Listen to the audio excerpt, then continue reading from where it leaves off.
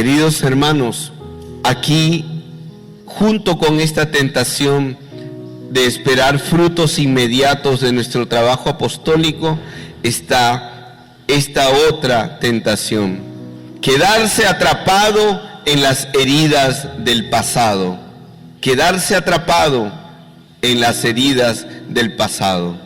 San Pablo lo dice claramente en Filipenses capítulo 3, versículo 13. Yo, hermanos, no creo haberlo conseguido, pero una cosa hago: olvido lo que dejé atrás y me lanzo a lo que está por delante. Olvido lo que dejé atrás y me lanzo a lo que está por delante. Filipenses capítulo 3, versículo 13.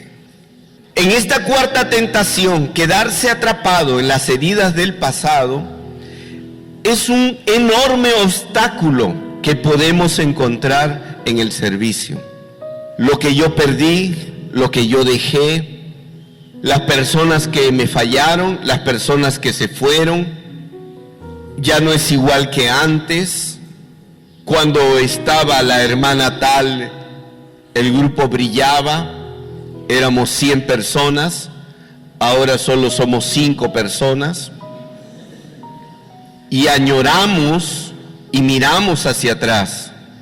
Si yo me quedo atrapado en el pasado, he olvidado la esencia de la espiritualidad de la renovación carismática católica. El Papa Francisco nos ha dicho categóricamente que la renovación carismática es una corriente de gracia. Hace unos años yo hablaba con un predicador internacional y él me decía: hay dos formas para ver a la renovación: como movimiento eclesial, como movimiento laical, reconocido por la Santa Sede como tal, y como corriente de gracia, como al inicio surgió. Si yo lo enfoco como movimiento eclesial, como movimiento laical, tenemos una estructura, tenemos una aceptación ante la Santa Sede.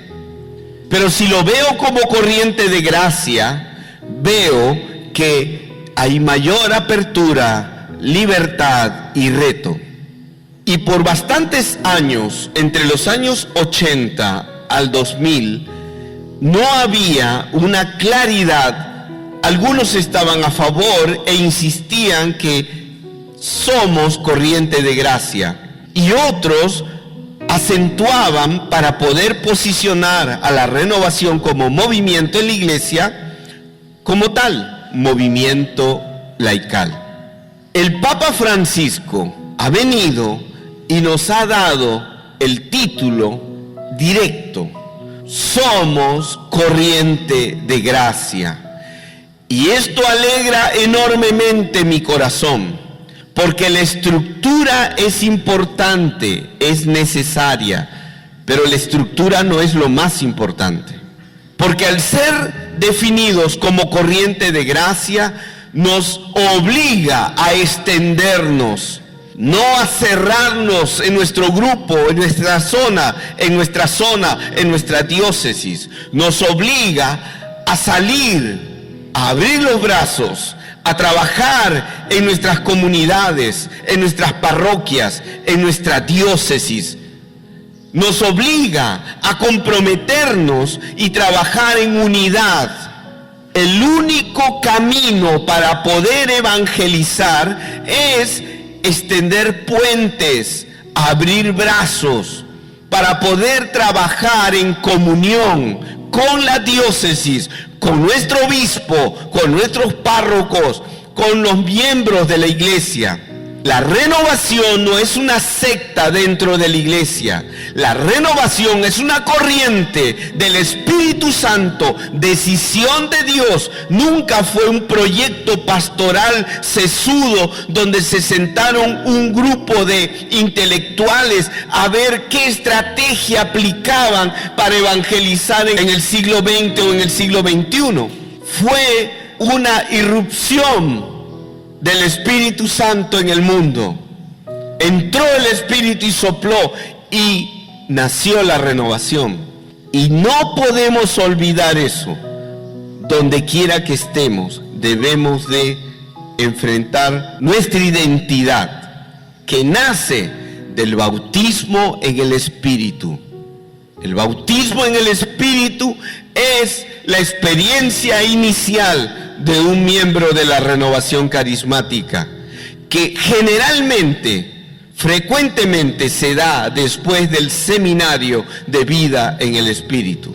Pero conozco muchas personas que han recibido el bautismo en el Espíritu solo asistiendo a un grupo de oración carismático, renovado, activo, valiente y abierto a Dios, aún antes de haber vivido el seminario. Si nos quedamos atrapados en el pasado, seguiremos añorando. Y tenemos un discípulo, sigue las huellas del Maestro.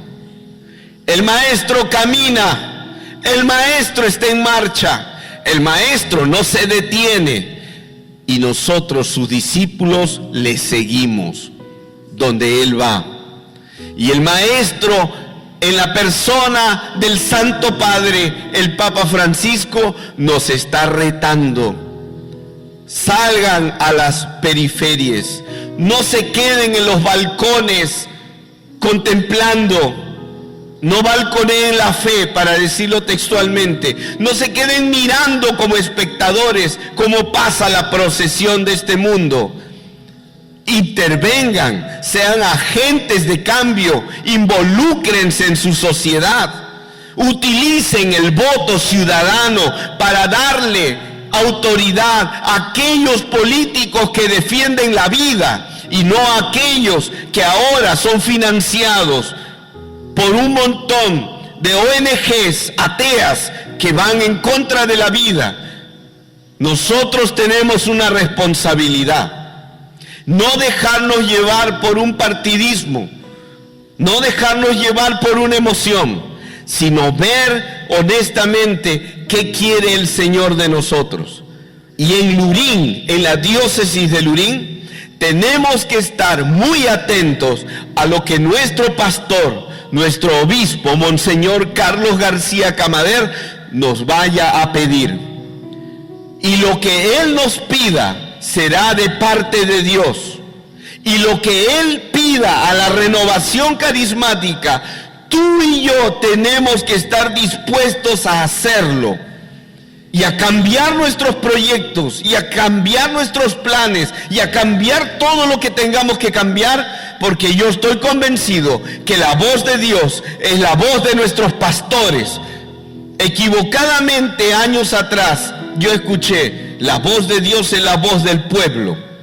Decía, la voz del pueblo crucificó a Cristo, porque todo el mundo gritó: crucifíquenme.